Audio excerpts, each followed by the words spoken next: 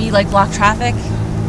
Do you like what's the linking of the arms shows solidarity between all of us that's out here, and that's why we're linking up. That's why we're linking the arms, and we're gonna walk broad down.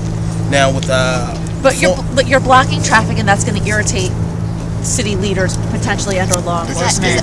Giving your rights, does that infringe on other people's rights? That's not really infringing on other rights, because if we didn't disrupt the system, that wouldn't have happened. That would have never happened. So that's why we're out here. That's why we're protesting.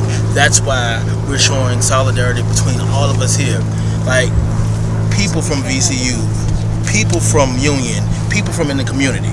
That's why we're here. So with us locking arms and walking broad, yes, we may be disrupting traffic, but we're bringing awareness to the issues that we feel that need to be addressed, and that people out here feel that need to be addressed. So you feel it's working, or your way of doing things is working? Of course. Yes. That shows it yes, right it shows it right there. That everything is working. Plus, it's a lawful walk, because the one thing that happens, once they walk and they lock arms, if the police says, hey, you need to move out of the street, all of them have been complying with whatever the police department says. We're not here to violate the laws. We're here to obey the laws. So if we lock arms and march, like we say, we getting the attention, but at the same time, if the police say, hey, this is posing a problem, we're gonna do what they ask. Then that's the bottom line. Okay. Now, okay, I get it. I'm just thinking like they just offered a forum, but we're still needing to get the word out and take these measures. We're not going to stop just because we have a forum offered to us. We're still going to continue this process of awareness. The forum is great. We need the forum, but we're not going to stop doing it because we have a forum. We're going to keep it going, and we're going to go to the forum, and we're going to talk everything out, but we're still going to continue to do what we've been doing. Dr. King was very methodical in the things that he asked for, and the way he went about achieving his goals that he got. Are you kind of hoping for a little bit more organization as you go forward? Of course, yes. And where do you think, how do you plan to she had talked about the forum and discussing, sitting down and having a list of things you'd like to see happen, but, is there anything specifically you'd like to see? Where do you start to get that organization? There is, I'm not going to say exactly just like what she said, I'm not going to say exactly what I would like to see, because again, I'm not a Richmond native, I'm a Lynchburg native. But me being in Richmond, I do see the issues within Richmond, and I would like to help change those issues, but I'm not going to really talk about what I feel needs to be changed, because it's not just me, it's thousands of people that live here that sees it, that wants a change, excuse me. It's very personal still, what do you think, in terms of the things that need to get done? We're talking a list of things that are so large and obtuse that it's hard to narrow it down. They're personal, they're general, they're different. There are different types of issues. It's a wide scale of it, whether if it is personal or if it is just a generalized issue. But there's really no need to sit down and actually, for right now within this moment, to list every single issue, because we're going to be here all night listing every single issue. Is police brutality a good place to start? That's a good place to start, but I'm not going to start with that. This is not my place to sit there. I should start listing out issues. I've heard some critics, and I want to give you an opportunity to respond to this. I've heard some critics say that some of the things you all have done is kind of block traffic and interfere with people being able to get to their destinations in a timely manner to get your message out. And that's kind of the goal, to get the message out. But it seems like today that message hasn't really been articulated. So you're stopping traffic, but to get out the message, but people don't really understand what exactly the message is. Are you able to kind of respond to that? I think the message is shown when we're out. There's a variety of messages, and I think the number one message is that as Black people, we are humans and we should be respected as such, and that the color of my skin does not come along with any. It does not come along with any. The stereotypes that have been put on it need to be disbanded.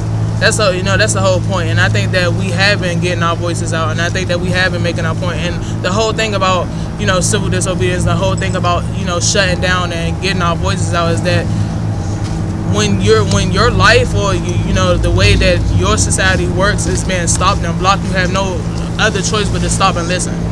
and to look and to notice what we're talking about. And no, we're not going and sitting down and have these conversations with police as of right now, but the conversation has been started within communities. It takes that one white ally or that person of color to have a conversation and, you know, help, you know, start that conversation. And the conversation needs to be had within communities, and that brings solidarity. So when we have multiple people standing with us, when it's not just black people out here saying that it's wrong, when everyone, part of the whole social system, notices that it's wrong, then that's when change comes about. I have nephews. I have my cousins who've gone through crazy things, just like, you know, being harassed. And not, I mean, innocently harassed, but it's gotten to a point where they're so used to it that they are teaching their sons, you know, don't do this, don't do that, you don't want to bring attention to yourself. It scares me. That's not a life that my grandfather died for. You know what I'm saying? So anyway, we have a wealth of people that you can make those contacts with, and we got to bring all the generations together so that they know that we haven't let this go. And I had one more thing to say. Also, let's not forget that the women have, with this fight, the upcoming revolution, the women have been at the forefront. Yes. And let's not forget, and while we fight, we are also affected, not just by the mourning of the deaths of our sons and our brothers, but black women are being killed by the police also. Yes. You have a Jan.19, 7 years old, and it's crazy because, you know, you have the cases that are more questionable, the Trayvon Martin, like, the Mike Browns that are more questionable. Everyone should have a right to trial, regardless of what's going on. But Ayanna Jones, a raid went on in her house it happened in the wrong house. They shot her in her sleep while she was laying on the couch. 7-year-old girl, cold blood, 7-year-old girl, and didn't try to help her. A 7-year-old girl, that's not questionable.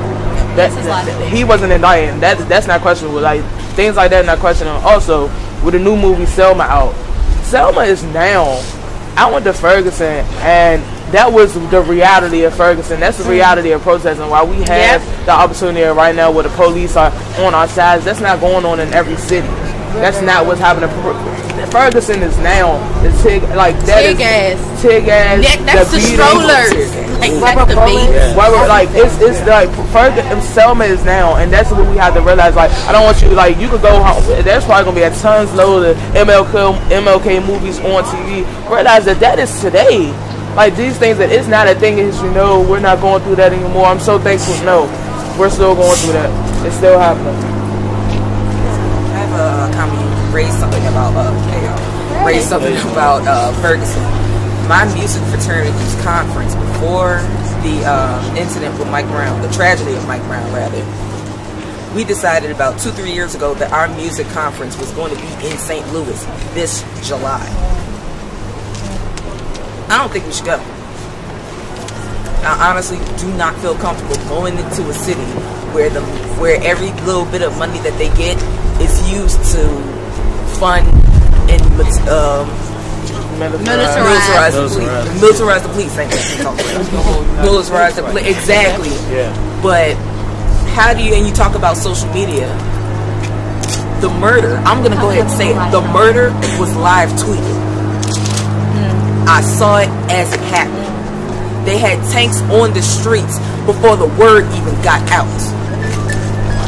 They let his body sit there for over 4 hours. Another killing went on at Ferguson just a couple weeks ago. They left that guy body in the street for 3.5 hours. Serving protection. And also, one of the witnesses testified to Mike Brown trial. I went to a rally for him because he was murdered in St. Louis on Nick Street. They had a rally there, and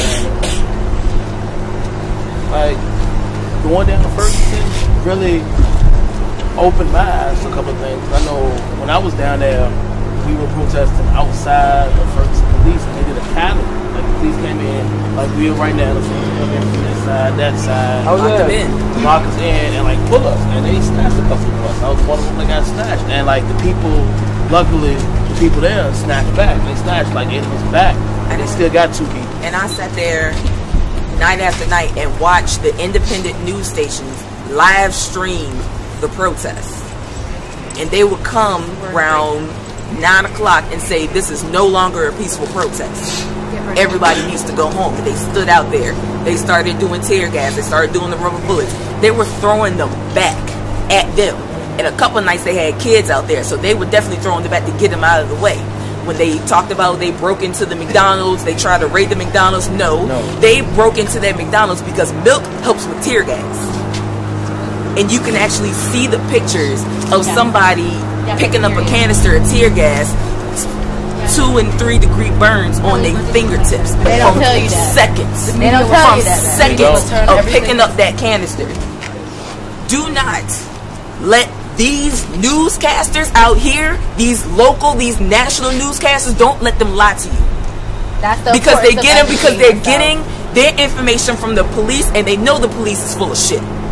I sat there and looked at those live streams as the citizens of Ferguson and people that came in say it's not us. We're not doing the rioting. We're not doing the looting. It's opportunists that come in from out of town, from have different license plates or however, breaking into these stores and doing all that. And also, I'm sorry, I'm running my mouth. They also don't tell you that they sat in front of the stores for hours, blocking the way, saying, hell no, get your ass away from here. You not finna break into the store. They talking about, oh, they're tearing down their neighborhoods. It's not them. It's never been them. We can't condemn riots, and we can't Martin Luther King didn't even condemn it. You had Martin Luther King on and I wanted to look more into Martin Luther King. You had Martin Luther King on doing an interview, and they asked him, how do you feel about the riots and how do you feel about the looting? And while he sucks, so I'm nonviolent. But how can you expect the people who are dealing with so much turmoil, atrocities, so much violence against them and their people to stay peaceful? They're angry. They're upset. They're victims. They're tired. They're tired. So we can't condemn those people that are quote unquote rioting or quote unquote looting. And also, Martin Luther King said, "Riots are the voice of the unheard." When you're not being heard and consistently. Do you think if we were? I'm not gonna say Richmond police are just some bad people. What I'm saying is, do you think that we haven't been protesting for so long that they would have offered that conversation up to us? Offered that conversation up to the Richmond citizens? Black Lives Matter. No. And so yes, protesting and turning up and being loud in these streets and disrupting the social norms, it is important. Like, we've been uncomfortable for so long, it's time for them to be too. Y'all gotta. One thing I want to say, because